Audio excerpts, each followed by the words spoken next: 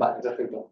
Pues yo creo que me han elegido un poco porque al ser esto un foro de patología rara, yo creo que han dicho, vamos a coger ahora un físico cuántico, ¿no? Vestido de traje, alguien un poco raro y encima que me hable de inteligencia artificial en medicina, ¿no? O sea, todo esto tiene cierto sentido porque, al igual que todos vosotros, pues yo también soy paciente, ¿no? Y en su momento yo ya fui un poco al área de la inteligencia artificial, desde la física, simulación, etcétera, llegué a la inteligencia artificial, que es una forma fácil de hacer física y empecé a trabajar en la medicina, ¿no? Y una de las primeras cosas, pues trabajando con histología, etcétera, pues finalmente llegué a la dermatología y hace más de 7 años pues creamos un prototipo de algo que quizá os suene, que hoy en día se puede hacer pues, con Google Lens, un poco también ChatGPT, ya le puedes adjuntar una foto, ¿no? Y era pues que alguien en su propia casa sube una foto y te dé, por ejemplo, una sugerencia de riesgo, diagnósticos, ¿no? Entonces, hicimos eso con el primer prototipo, ya mucho antes que ChatGPT y todo esto, y lo que vimos es que había una lesión sospechosa en la abuela de nuestro cofundador, de Tyke McCarthy.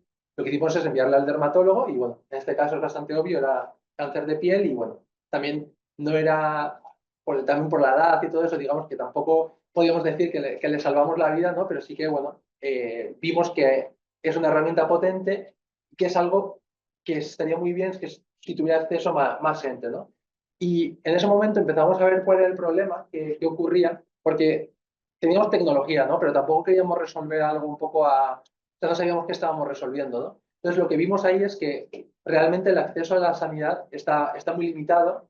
Hace poco nos escribió un paciente de uno de los centros sanitarios que nos utiliza y nos comentó que le dieron, bueno, que tenía una patología grave, que estaba muy mal y que el 12 de octubre le daba cita para el octubre, casualidad, octubre del 26, ¿no? Y no es una broma, justo ayer me escribieron y entonces tenemos listas de espera, hay hospitales que superan los 12 meses, ¿no? Entonces, permitidme que vaya muy breve por un contexto que ya hemos hablado de la patología, pero es que tenemos listas de espera muy grandes en patología rara, que justo es el foro del que estamos. Hay un infradiagnóstico que es evidente en atención primaria. Como ha comentado el doctor Carrascosa, un experto es alguien que ha visto unos 5 o 6, bueno, casos muy limitados. Imaginaos, pues, evidentemente, un médico de primaria, lo más normal es que haya visto 0, ¿no? Entonces, es normal, se puede confundir también con otras patologías y cuando entramos ya en los sistemas de medición de la gravedad, de los que hemos hablado, el GPPGA, GPPASI, etcétera, pues nos enfrentamos a los mismos problemas que hay en todos los sistemas como estos. Algunos tienen unas ventajas, desventajas, es decir, algunos son más rápidos, otros más lentos. Diría que igual el GPPGA no es que sea no te lleve mucho tiempo, ¿no? Pero sí igual pues tenemos la subjetividad, ¿no? Y uno de los puntos importantes pues es hacer bien la parte de las pústulas, ¿no? Entonces, en este contexto han surgido muchísimas aplicaciones. Voy a ir bastante rápida a la parte de las aplicaciones interesantes, pero con aplicaciones me refiero pues, a empresas, habréis visto pues, lo mismo, lo del cáncer de piel, pero para entender un poco el mercado y que sepáis qué es lo que hay disponible a día de hoy, casi todo está centrado en cáncer de piel. O sea, hay mucha herramienta para usuario final, cáncer de piel, alguna cosa para profesional sanitario, cáncer de piel también, sobre todo en UK hay una herramienta ya aprobada para eso, pero muchas de las investigaciones que se hacen, sobre todo que yo creo que tienen mucha utilidad, que son los propios dermatólogos en los hospitales, carecen finalmente de aplicación porque no están regulados, ¿no? Pues ya sabéis que ahora tenemos el marcado CE, la FDA, etcétera, y con la nueva regulación, la MDR, ahora todo lo que dé un apoyo al diagnóstico, o sea, todo lo que ofrezca datos que se usan para una toma de decisión clínica, al fin y al cabo es una ayuda al profesional sanitario y es un clase 2, perdón. Y eso ya requiere auditorías, más de 1.000.000 de euros entre una cosa y otra, empleados, trabajo y todo eso, ¿no?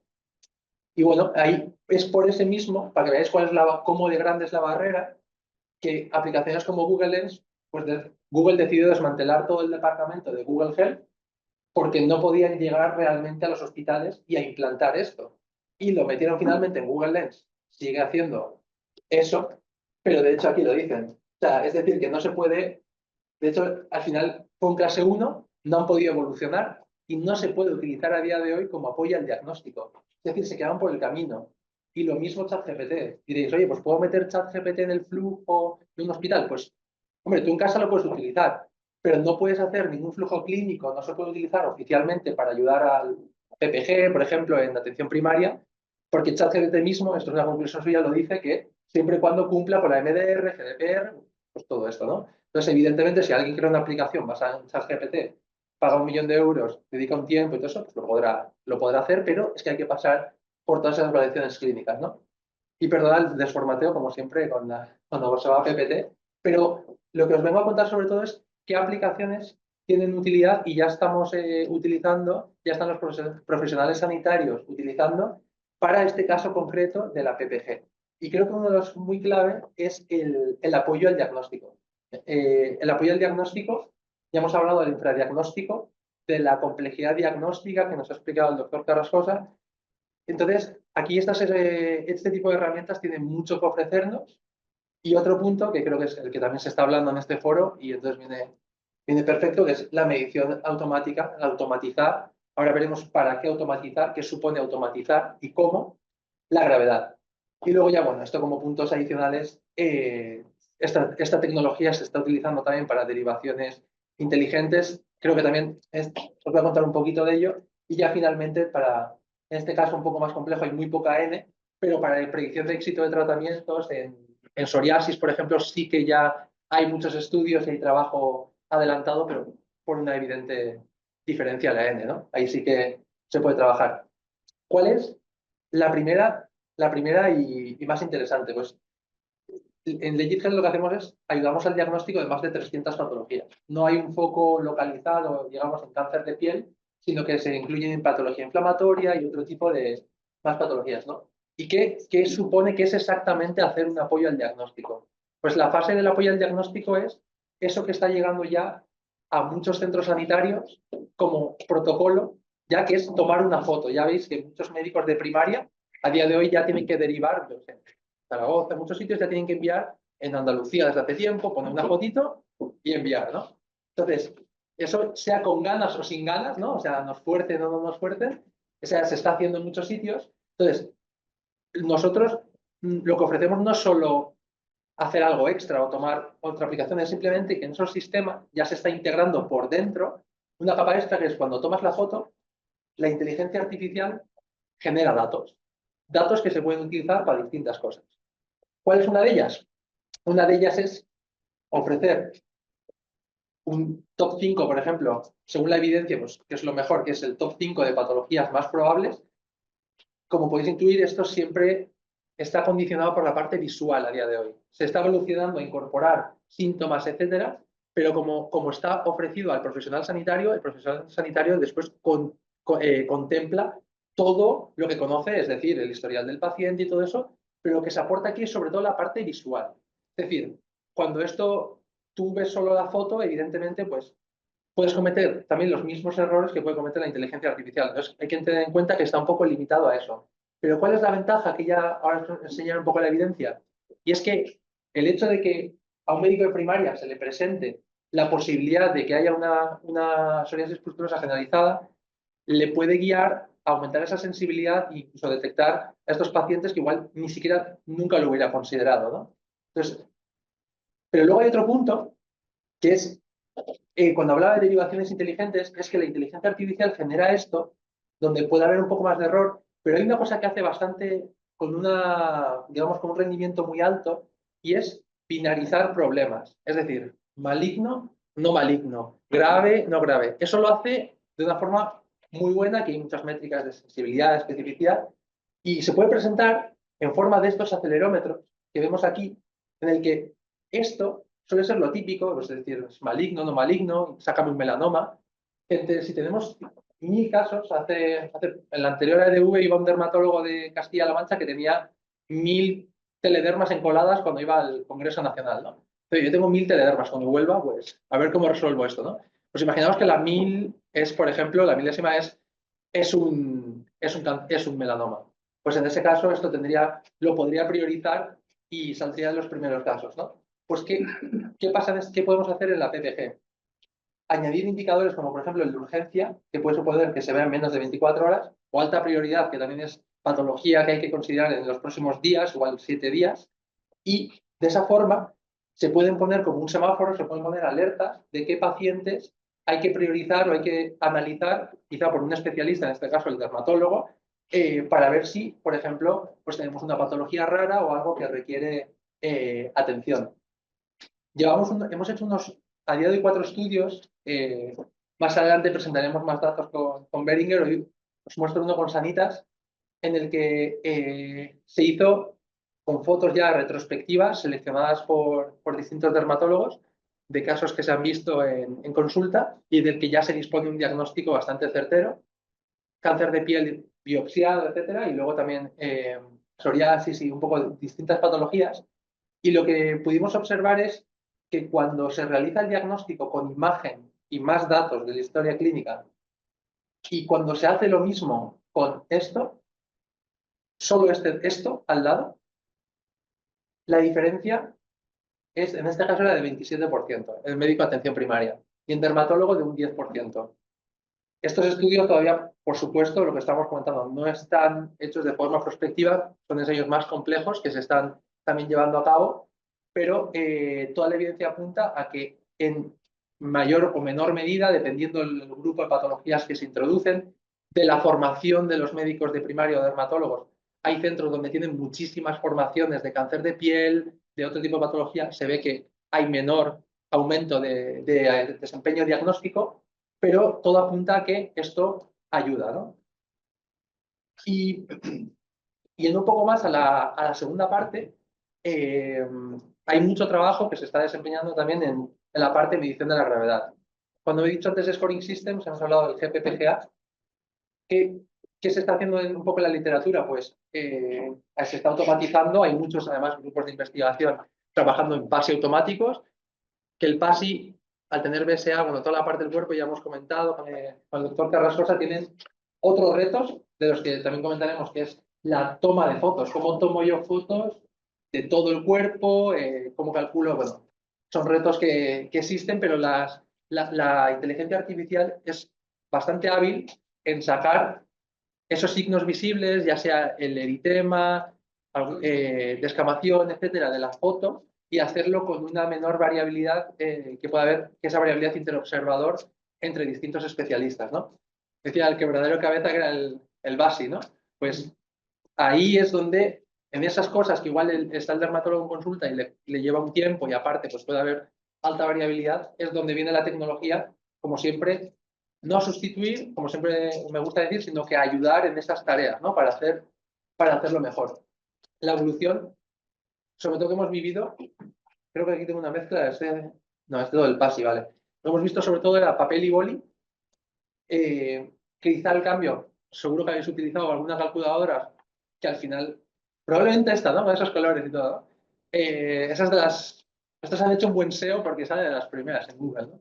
Y entonces, al final lo que haces es completar esto, pero realmente eres tú quien está introduciendo sus sesgos, su valoración, ¿no? Y lo que te hace es simplemente, cuando haces clic, aquí hay una fórmula matemática, que es la fórmula del PASI, y te la calculan. Pues el siguiente paso es automatizar la extracción de los signos, de las superficies, del contaje de lesiones, de lo que sea, ¿no?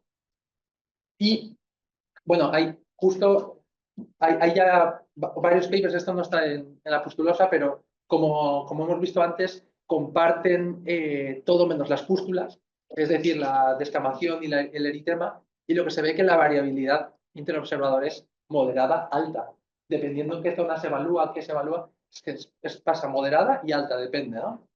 Entonces, os voy a contar un poco de algo que ya presentamos, esto también en colaboración con Behringer, que es el AGPPGA. Tenemos la suerte de no añadirle más P's y todo esto, pero en este caso, como cuando veréis, nosotros le ponemos la A que es simplemente automático y bueno, tomo otra vez la licencia de enseñar las mismas imágenes, pero bueno, esto creo que ya lo vamos a saltar, es el único cambio respecto al PASI y cuando hablamos del GPPGA ya sabéis es sin la superficie, o sea, sin todo eso sería ya el GP PASI, ¿no?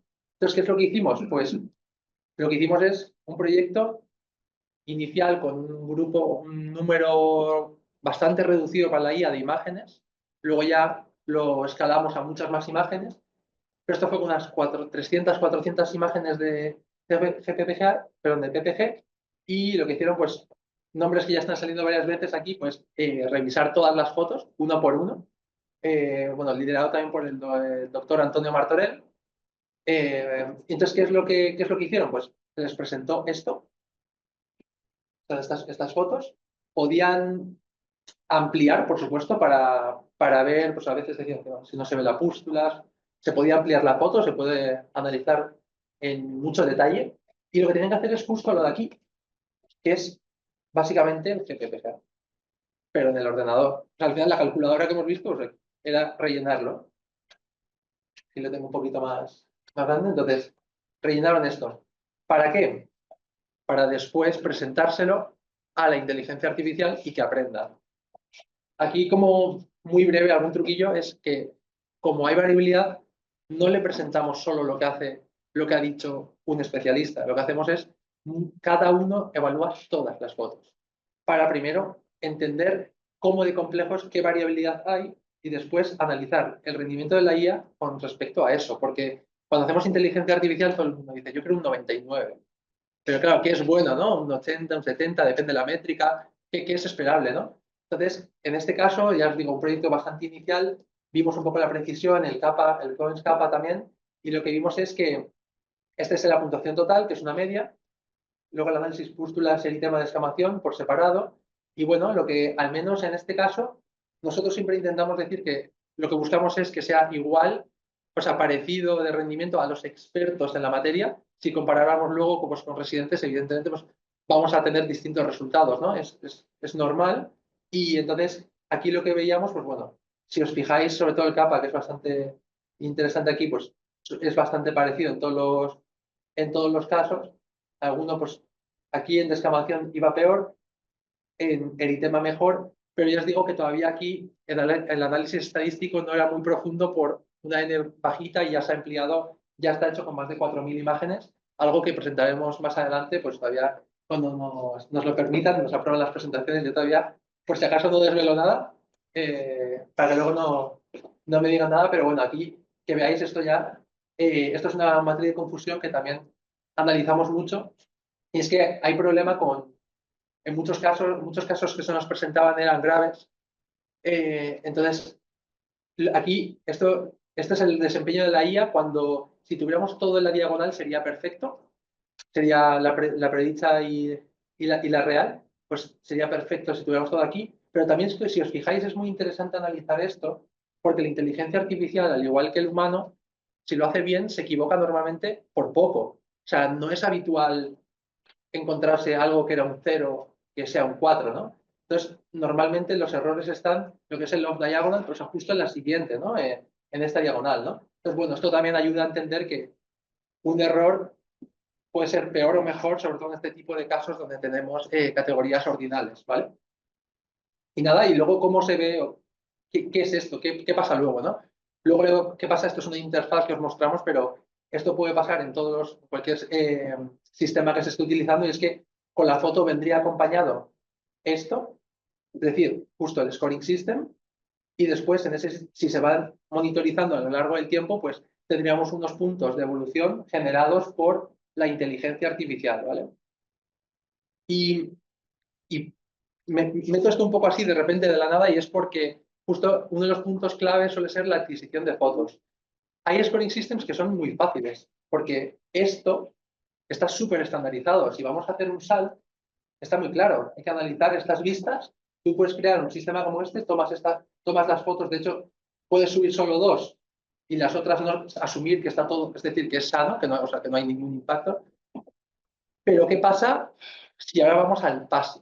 Hoy justo no voy a hablar del PASI, pero aquí se está trabajando en adquisición, en estrategias un poco más estandarizadas y que no sean tediosas, porque si lo que no buscamos con la inteligencia artificial es que por un poco más de precisión, que tarde 10 minutos más en esto, ¿no? Entonces eso sería absurdo. Pero que sepáis que también se está trabajando en estrategias de adquisición que sean más sencillas. Y luego evitar, aquí os pongo, aquí sí tiene más PES, porque este es PPP PASI, creo, con tres, en la palmoplantar. Entonces, son 4 fotos, bueno, aquí veis justo dos, pero hay sistemas que ya están un poco más estandarizados y acotados. Si vamos a hacer un PASI de la palmoplantar, eh, vamos a tener 4 fotos, 2 de las palmas, 2 de los pies. Entonces, los algoritmos sí que lo hacen bastante bien, es acotar la zona, la región entera y la región de la patología, o sea, y dónde está la lesión. Y se puede dividir, y en este caso hacer BSAs, hacer divisiones, porcentajes, sí que hay, el rendimiento es muy superior al de un humano. Y aquí ya no digo porque sea especialista, sea dermatólogo, sea esto, porque al final la capacidad humana pues, tiene un límite, ¿no? Y la dificultad realmente de sacar porcentajes de esta foto es muy difícil. De hecho, si hiciéramos aquí una encuesta de si me podéis dividir la suma de estos dos entre el total, yo creo que es difícil, ¿no? O sea, daríamos, yo lo he hecho en nuestra empresa con 30 personas y, y piensas, o sea, a muchos se acercan, tal, pero luego encima siempre hay alguno que se le va un poco, ¿no? Y luego a veces es el que dices, este es listo, ¿no? Pero pasa, ¿no? O sea, a veces se nos va un poco. Entonces es bastante difícil hacer esta tarea, ¿no? Y nada, un poco en qué es a lo que estamos llegando con todo esto, ¿no? Es, al final, tener un enfoque basado en la evidencia para una mejor toma de decisiones. Y luego, esto también no entra mucho, pero se está trabajando también en, sobre todo, por ejemplo, en intradenitis, etcétera. Hay otro área que es, ya no solo dime la gravedad, sino también si este es un paciente que puede ser progresor. Por ejemplo, aquí basado en los fenotipos del doctor Martorell, también se puede analizar de si identificamos tal fenotipo, si es un paciente progresor, si puede ser un paciente candidato a tal biológico y digamos que atrapar un poco a tiempo a ese paciente y que la inteligencia artificial por lo general no te va a decir polibiológico, pero sí que te va a decir este paciente puede ser un fenotipo progresor y luego ya el dermatólogo en base a su criterio pues va a actuar con más información, ¿no?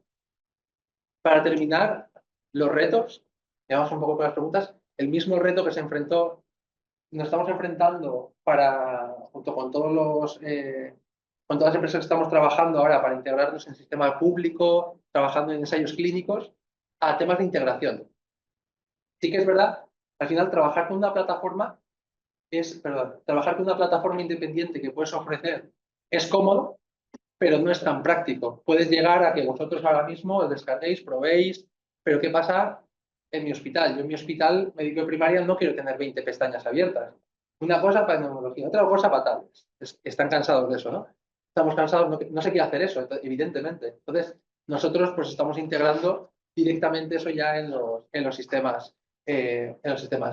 Otro reto que es normal es que los datasets, la mayoría, pues provienen de ciertos sitios y pues hay carencia un poco de Schatz Fitzpatrick 5 o 6, sobre todo, tonos de piel altos, pues hay menos. Se analiza, evidentemente, analizamos el rendimiento y somos muy cautos con eso.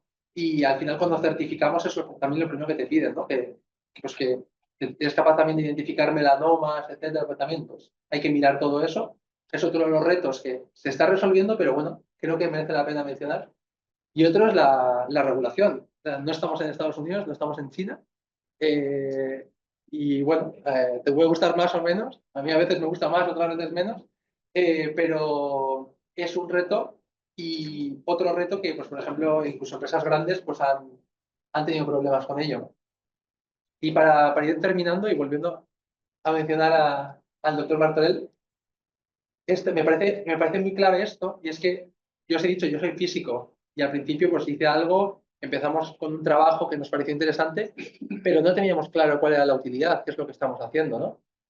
Creo que lo importante es que es imprescindible que los especialistas, médicos de atención primaria, dermatólogos de urgencias, pues, tomen la iniciativa en el desarrollo de este tipo de tecnología, porque sois quienes mejor conocéis todos los problemas que hay, qué soluciones se pueden aportar. Y lo importante no es decir que esto lo hace la inteligencia artificial. De hecho, a mí me gusta muy poco decir eso. Es qué solución aportas. Da igual que sea una red neuronal, da igual que sea no sé qué matemático, una regresión lineal. Si una regresión lineal lo hace mejor que una red neuronal, ¿para qué quiero hacer una IA? O sea, no tiene ningún sentido, ¿no? Entonces, lo importante es eso, esa iniciativa y que venga que haya esa simbiosis de la IA y el dermatólogo. Es decir, no se viene aquí a reemplazar nada, sino que se viene a aportar una capa extra para hacer mejor las cosas, mejor, incluso más cómodo y estar más a gusto con lo que se está haciendo.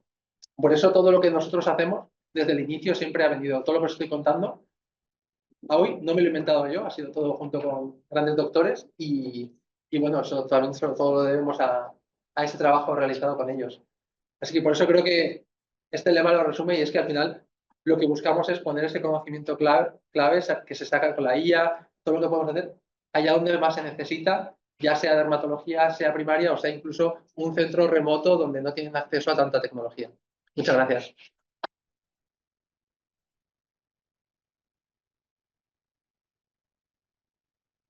Preguntas, comentarios.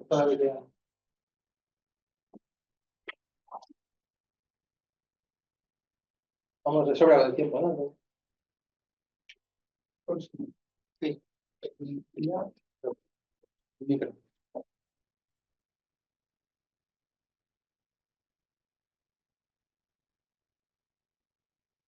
Parece que se acaba ahora la foto. Bueno, pues nada, Alfonso, la verdad es que hemos coincidido en muchos sitios últimamente. Sí. Antes comentábamos, serían dos temas. Uno, por un lado, efectivamente, todos los aspectos que has planteado son útiles. Es verdad que yo veo que particularmente las teledermas, porque sabemos que cuando se abre una puerta, y todos los que hacemos teledermas, pues, ¿no? Abres una puerta a las profundidades del abismo y efectivamente pues tienes el riesgo de que se acumulen muchas teledermas y al final, de momento, fundamentalmente las hacemos nosotros. En un momento que probablemente tendremos instrumentos de IA que nos ayudarán o las harán, pero de momento las hacemos nosotros. Pero la priorización sí que es importante y es verdad que si tienes 1000 teledermas, pues que te digan, pues mira, estas 100 o 50, pues las tienes que ver primero, sería útil. En ese aspecto, cuando hablas de la integración, yo la barrera que cualquier iniciativa de tecnificación o de inteligencia artificial ha tenido en el sistema es decir, cómo integras un software, una estructura en otro, como es un sistema público en el que las cuestiones de seguridad, privacidad son la Biblia. En los sitios que estás trabajando, eso, Claro. ¿cómo lo habéis gestionado? A ver, la parte, o sea, esto para que sepamos todos y hablemos el mismo idioma, técnicamente es súper fácil. El problema real suele ser la persona que controla los sistemas ahí, quien echa balones fuera, porque si mete algo y le va mal, le va a ir mal a él, ¿no? Es complicadísimo, o sea, si ya funciona, ¿no? Entonces, pero o sea, técnicamente incorporar una API, lo que estaba mostrando antes, lo que es, bueno, creo que me han quitado la presentación, pero lo que es la API es realmente sencillo. Yo hoy mismo me siento en mi ordenador y que desde otro sistema mando una foto a este sistema, recibo toda la información. Ahora la cosa es cómo la muestro, un programador que lo ponga bien, ¿no?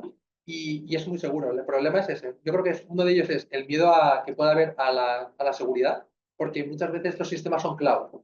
Y lo que hemos vivido en las licitaciones es que han comenzado desde un punto de vista que se llama on-premise, que es móntame un servidor no sé dónde, o sea, tráeme algo físico, pónmelo ahí para que no se escape de esto.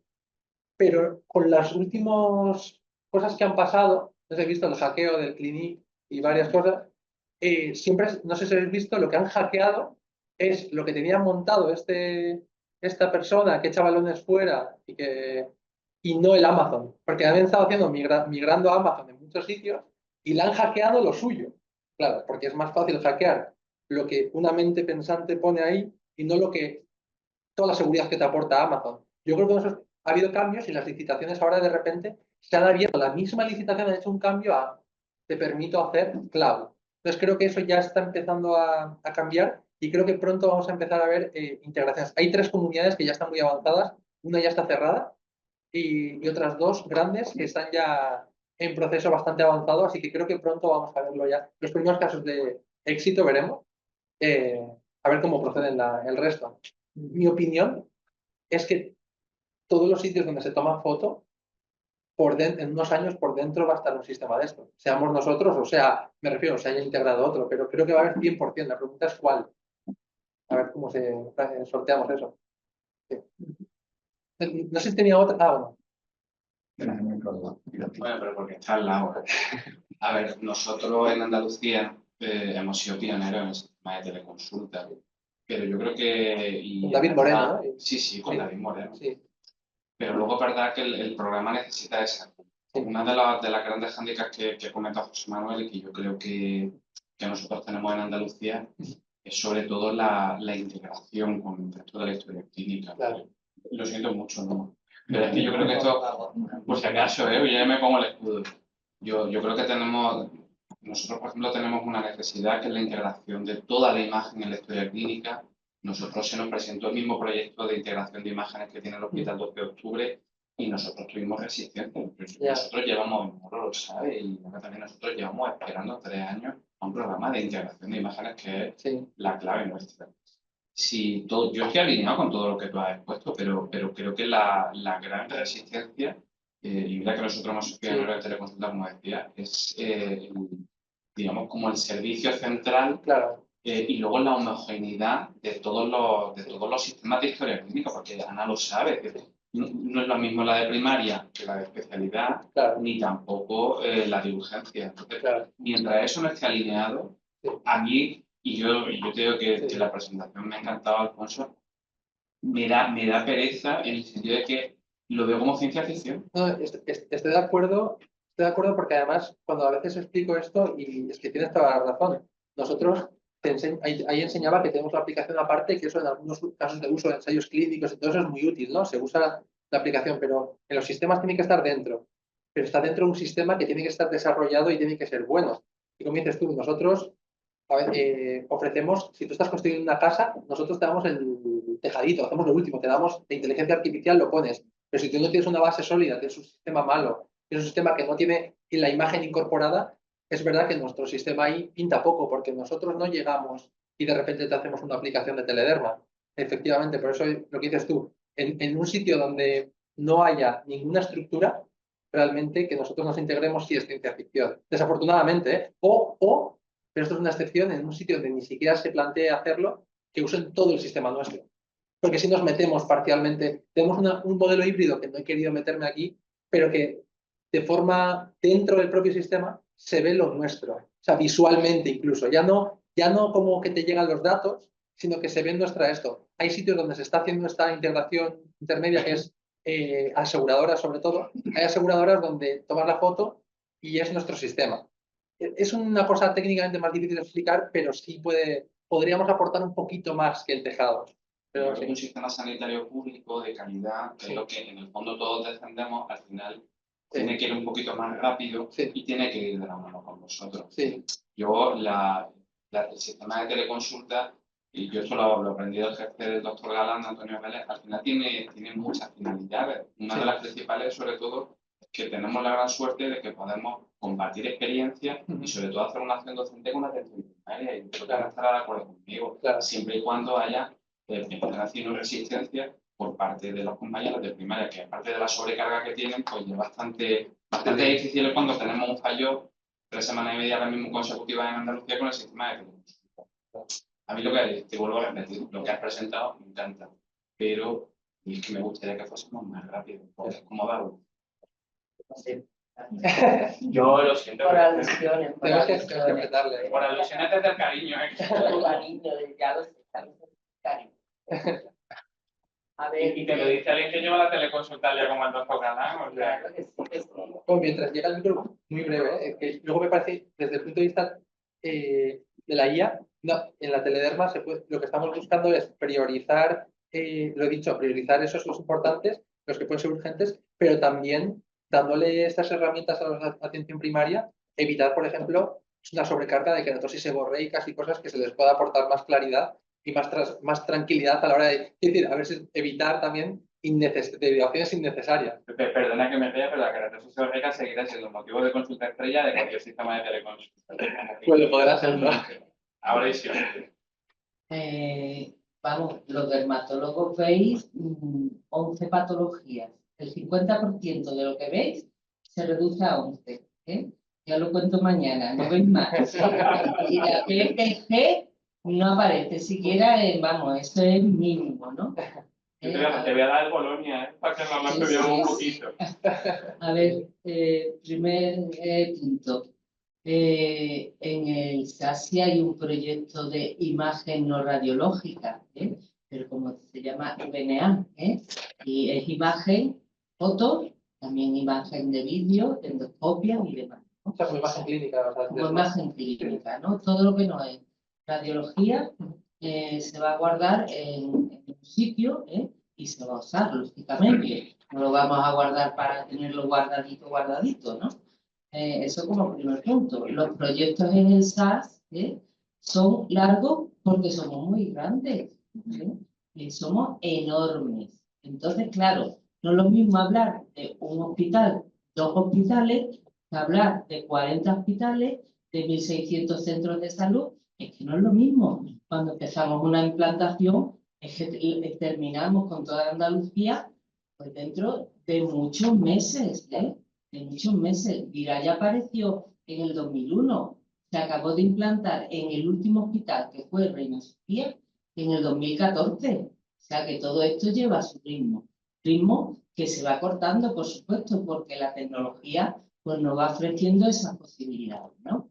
Entonces, no desesperéis, que llegará, ¿no? A ver, para aportar a ese punto, tiene razón también que con el avance de las tecnologías, cuanto más grande la organización, sea pública o privada, la dificultad de actualizar es compleja y da igual que se cojamos una privada. Un banco, los bancos seguían programando en Fortran, que es prehistórico, porque al cambiar podían romper y ahora están empezando a hacer Python, pero muy recientemente. Con mucho cuidado. Sí, con mucho cuidado, porque se rompen eso. Claro. O sea, ahí sí que hay que, eso es verdad que. Claro. Luego las integraciones en lo público. A ver, tenemos una ley de inteligencia artificial que se puso en vigor hace 4 días. Realmente 4 días. Como no sé si son 4 o son 8, pero muy poco. Estoy hablando de días, ¿vale? Entonces, claro, las organizaciones, yo no conozco la privada desde dentro, pero las organizaciones públicas tienen muy claro una cosa, la privacidad de los datos de los pacientes. Porque esa privacidad, esos datos, no son nuestros, son de los pacientes. Entonces, eso lo tenemos súper claro. Cuando integramos algo y algo sale a ciertas nubes, que por cierto tienen que estar en Europa, porque aplica el reglamento europeo. Sí, esto está en Europa todo. ¿Vale? Entonces, eso se hace pues con mucha cautela y con un contrato, y lo estamos haciendo porque conocéis los flash, ¿no? Entonces, eso va a una parte para hacer pues todo el algoritmo que tenga que hacer y decirle al paciente, mira acá, ¿vale? Entonces, eso se puede hacer muy cautelosamente, y con muchos condicionantes. De hecho, se hará probablemente con una cosa muy normal, que es las mamografías, hablando de imágenes, ¿no? Tenemos 2 radiólogos, una doble lectura, o a lo mejor se puede hacer una, yo no lo sé, ¿no? Es un avance, no lo toméis como eso, ¿no? Pero implantar e incorporar sistemas dentro de lo que es el mundo de Viraya también es complejo, ¿no? Tú dices que es súper fácil, pero No. claro, te cuento la realidad de Andalucía. Si queremos técnicamente ahora hacer una llamada y recibir, o sea, cómo está estructurado, los nombres, todas las cosas con sistemas de interoperabilidad, claro. Lo que es, eso es fácil. Lo que no es fácil, evidentemente, es desplegar eso a toda una comunidad. Sí, o sea, yo me refería a la conexión con nuestro dispositivo, no a la parte de hacer todo eso luego, evidentemente, claro. Y luego están los temas de ciberseguridad, que también lo habéis comentado, ¿no? Me habéis invitado malamente. No, nosotros cuando nos auditan, cuando nosotros nos llega una empresa, imagínate, que no sea un servicio público, nos dice, vamos a integrar esto, nos mandan un cuestionario infinito, que por ejemplo ahora estoy rellenando uno, en el que tienes que desnudarte, básicamente, y tienes que decir todo, qué auditorías haces, cuáles no, si no te van a auditar. Y o sea, yo entiendo que evidentemente tú no vas a integrar algo que luego te pueda dar problemas. O sea, yo entiendo, por eso nosotros siempre estamos súper dispuestos y conocemos esto.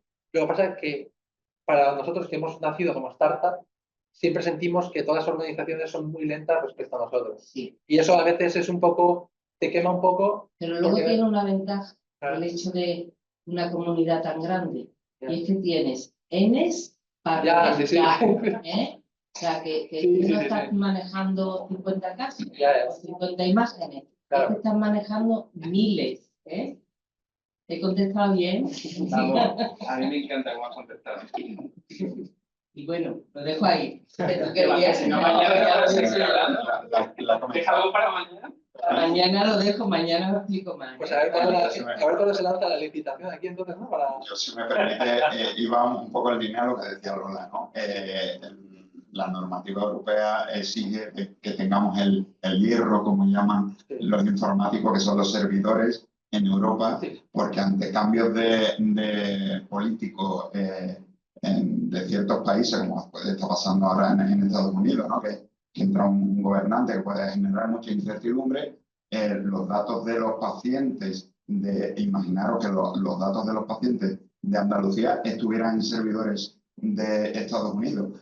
Te puede poner Estados Unidos, te puede poner China, te puede poner Corea del Norte o Corea del Sur, ¿no? Imaginaros, ¿no? Sí, la verdad, más miedo. Pues claro, sin duda. Sí. Por eso hay una legislación europea que obliga a tener los servidores donde están los datos en el cloud, es decir, el hierro que le llaman, que son los servidores, en el espacio europeo. Un poco venía por eso. O sea, solamente quería aclarar eso y una puntualización que precisamente esta semana he tenido la ocasión de estar con todo el equipo de SETIC del SAS y bueno, hablaban de que precisamente el nacimiento de iniciativas como esta tienen que venir muy mano de la co-creación casi desde el principio con los servicios de salud para que la gobernanza sea plena, es decir, que las grietas de seguridad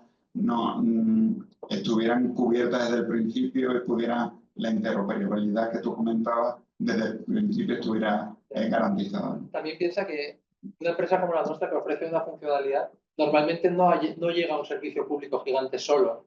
En todas estas licitaciones somos un engranaje más. Es decir, nosotros realmente, quien nos audita y quien nos integramos, vamos casi más con Telefónica, porque para una licitación además tienes que presentar no sé cuántos millones, todo ese tipo de cosas, ¿no? Al final, startup, digo startup porque yo siempre estoy como cuando empezamos éramos 3, pues somos 30 y hacemos, pero sí que es verdad que una startup normalmente que hace una cosa en concreta, una cosa tan específica, no es una licitación solo para ellos, por lo general. Entonces nosotros igual sabemos pensar las cosas, pero no podemos tampoco nacer desde ese punto de vista de directamente estar trabajando con un servicio público e integrarnos. Entonces, también, pero tienes razón, o sea, al final tiene que estar todo eso pensado. ¿No? Pues... Y luego yo te quiero felicitar por una cosa que yo, bueno, pues llevo toda la vida diciendo, ¿no?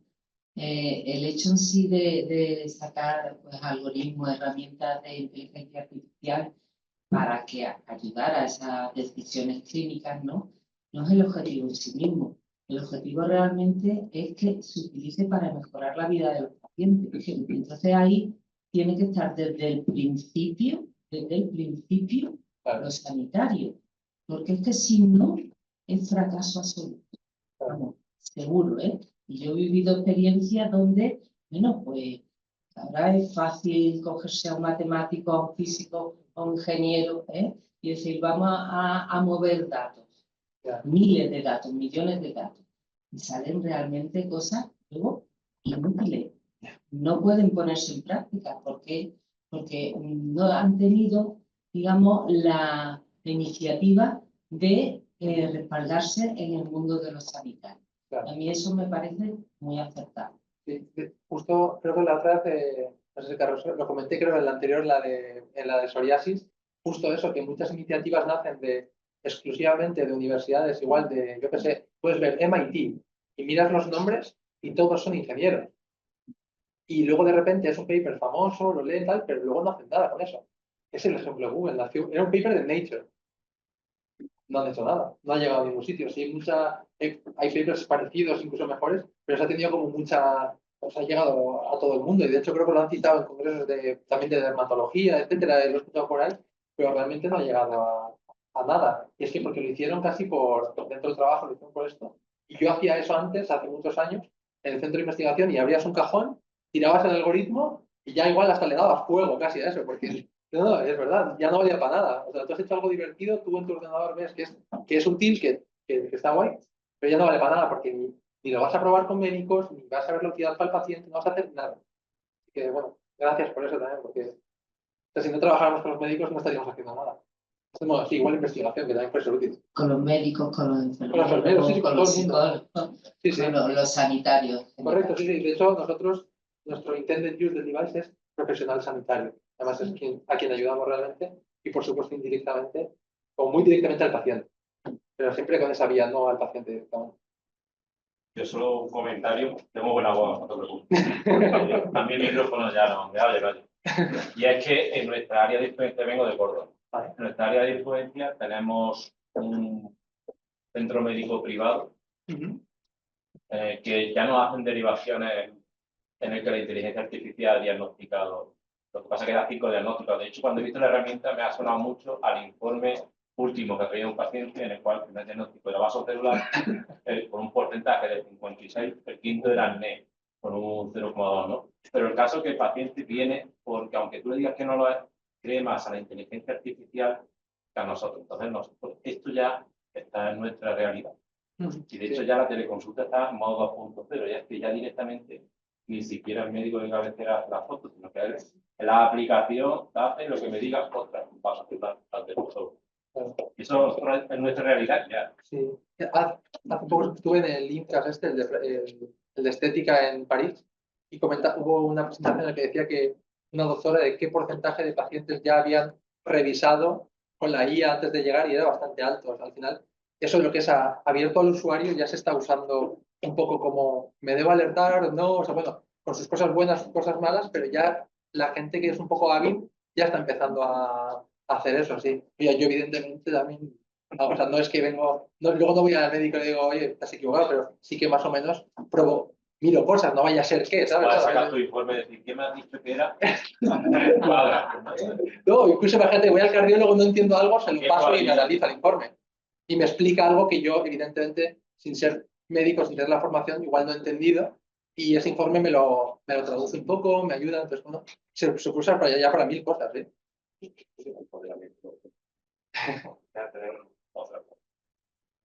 Entonces es que yo creo que al clínico al final, y porque cuando viene el paciente y te viene no solo con la lista de preguntas y te viene, y he consultado con el doctor Google, este tipo de cosas está muy, si todo lo que se ayuda yo creo que siempre es bienvenido. Sí. Pero al final el que se ha estudiado la carrera de 6 años, el que ha hecho la especialidad de 4 o de 5 años, el que está a pie de paciente porque lleva viendo hay tantos pacientes, somos nosotros. Entonces, esto ayuda siempre, pero luego hay que canalizar, yo creo que canalizar bien la información siempre es importante. Y al final esto redunda en una cosa que yo siempre soy muy partidario, que es la educación sanitaria. Sí. Si no haces educación sanitaria, al final lo entorta todo. Es que dar este tipo de cosas a los usuarios finales, yo siento que, o sea, también como paciente, como que siempre terminas en el peor escenario. O sea, como que vas mirando 4 cosas y te vas a morir. O sea, mire, yo que sé, tú me das la boca y ya, o sea, ¿sabes? Y de repente no, pues seguramente cáncer de la boca. O sea, que siempre terminas como en la peor vía. O sea, como que, y eso yo creo que termina alarmando mucho también a muchos pacientes. Yo es lo que veo. O sea, como que, pero lo ven de alrededor, también me dicen, amigo, ¿viste tal? Y seguro que tengo, no sé, el peor caso, ¿sabes? Es como... De todas formas, tampoco tenemos que preocuparnos tanto por lo que vemos. Es decir, es verdad que a lo mejor se van a lo peor, pero lo lógico es decir, creo que pensar que no lo van a leer es poner puertas al campo. Lo van a hacer. La clave es cómo hacer que lean lo mejor, en todo caso, o lo que les pueda ayudar.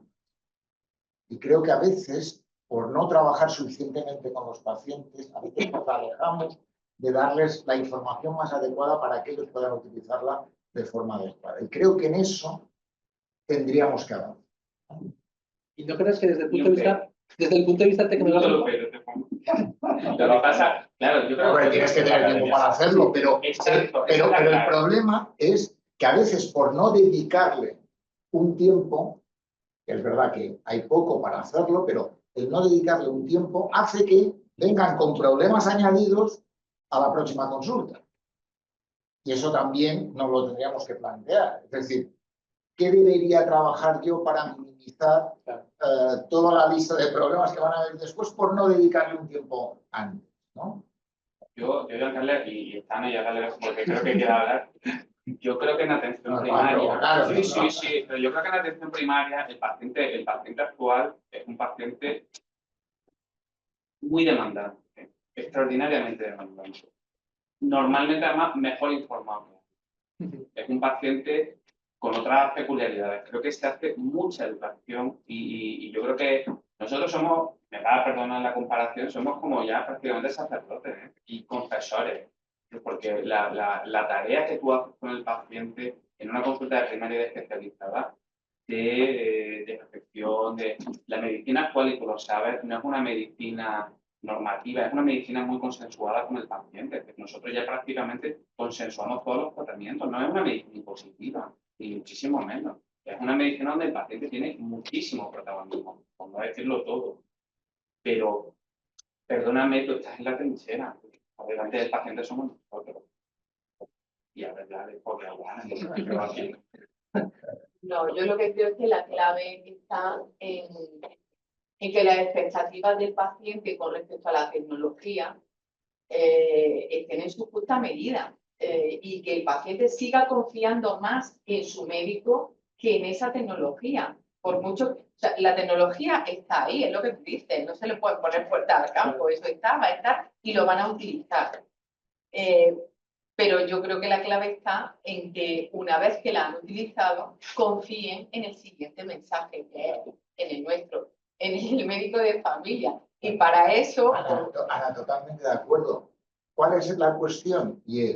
Y si yo le digo lo que podría ser de utilidad para que leyera, porque no tenemos tiempo para dedicarle a contarle todo, y si le dijéramos, mira este QR, a algunos, no digo a todos, pero mira este QR. Lo digo porque la experiencia de médicos de familia que me han contado es que marcando estilo en ese sentido puedes ayudar a minimizar visitas, a mejorar adherencia, a facilitar el proceso, etcétera, ¿no? Y por tanto, habría que plantearse que también hay maneras de reforzar el papel digo de la persona, no de la tecnología. Cuando digo eso es reforzar el papel de la tecnología, no de la persona, no de la tecnología. Pero bien con la tecnología. Pero tú confías mucho en lo que lee la población. Yo te animo a darte un paseo por los pasillos del hospital y que veas, también va con el cordelito, con el lanyard, con la identificación, y un porcentaje importante de la población no es ni siquiera capaz de leer su papel de identificación y de una manera intuitiva, porque ahora los hospitales son muy intuitivos, llegar a su consulta, que lo primero que hacen es, ¿y esto dónde está? Y esta consulta no llego. Si ni siquiera un documento básico, un porcentaje muy importante de pacientes no son capaces de leerlo. Que tú tienes que darle la información súper más clara. Estoy 100% de acuerdo en eso. El informe de después de la consulta. Totalmente. El informe no se lo lee. No se lo leen o no lo entienden. Claro, yo por eso lo paso hasta el GPT. Para que me diga. Bueno, pero para eso también. Pero yo creo que la labor del médico, al final, yo creo que Manolo, Ana, nosotros lo hacemos. Mi última pregunta, y los pacientes que rotan conmigo, un paciente se va con el 20-30% de la información que tú le has permitido en la consulta. Llámalo síndrome de la bata blanca o como tú quieras llamarlo. Mi última pregunta en una consulta es, ¿tiene usted alguna duda? ¿Hay algo más que usted necesita aclarar de todo lo que le he puesto por escrito? Y te puedo asegurar que se van con el 30%. Pero yo como médico me voy con el 30% también en la consulta, lo digo. Digo, por el efecto bata blanca, el efecto tal, también marca en ese sentido. Es decir, que no es que yo como profesional sanitario me entere de todo. Lo digo porque ponte en el otro lado. Y cuando estás en el otro lado no siempre nos enteramos de todo lo que nos cuentan. Lo digo porque... Que yo soy paciente. No, por eso digo, por eso digo. ¿No creéis que lo que hablamos de la tecnología, un poco caso personal, pero la tecnología a la que tiene acceso el paciente, que muchos todavía no están usando ahora, por ejemplo, ChatGPT y herramientas que son mucho más inteligentes que hacer una búsqueda en Google? Hasta ahora lo que hacías igual es buscabas síntomas en Google, buscabas listas y decías, mira, esta patología, cumplo todo esto y digo, pues igual tengo cáncer de tal, ¿no? Ahora mismo tú le cuentas un poco como le contarías al médico y la respuesta es muchísimo más precisa. Y ahora mismo yo creo, en mi caso, por ejemplo, ha contribuido a ser mucho menos alarmista. Porque yo, por ejemplo, yo mismo comparo lo que hacía antes, lo que hago ahora, y yo antes, mirando síntomas es que podías tener siempre lo peor. O sea, no, es de verdad. Y ahora yo veo que no. No sé si a medida que los pacientes usen más esto, no sé si van a ser más informados. Igual, no sin leer el QR, sino tratando con sistemas que han aprendido de un montón de datos y que le pueden dar respuestas bastante más acertadas. No sé. Habéis visto los resultados del MIR, del último MIR, ¿no? Esto con tecnología. A prueba. Son increíbles. Ya. O sea, son y el porcentaje de fallo que hay es porque han contestado todas las preguntas, que muchas de ellas tenían errores.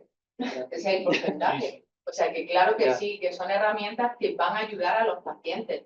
Y vamos, que están. A ver, yo creo que siempre nos sentimos un poco amenazados, en el fondo, porque también dudamos de si sabemos tanto como la herramienta. Lo que pasa es que luego yo creo que los médicos tenemos, no los médicos, los sanitarios, el contacto directo tiene otra parte que es insustituible. Claro, pero el médico... Pero eso digo, yo creo que hay que reforzar eso, claro. Lo digo clarísimamente, pero también hay que plantearnos que algunas ayudas nos pueden ayudar.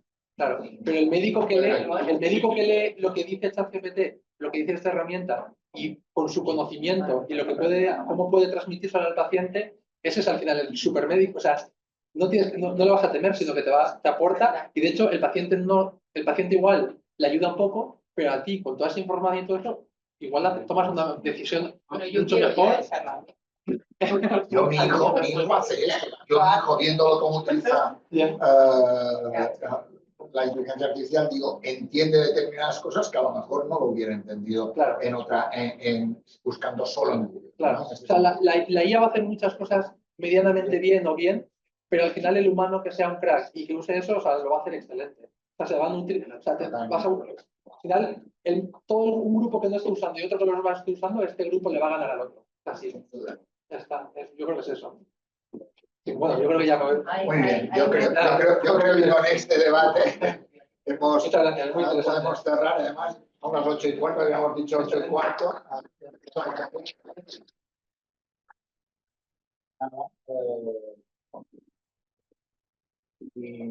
Y mañana, Lola, empiezas tú a las 9 de la mañana.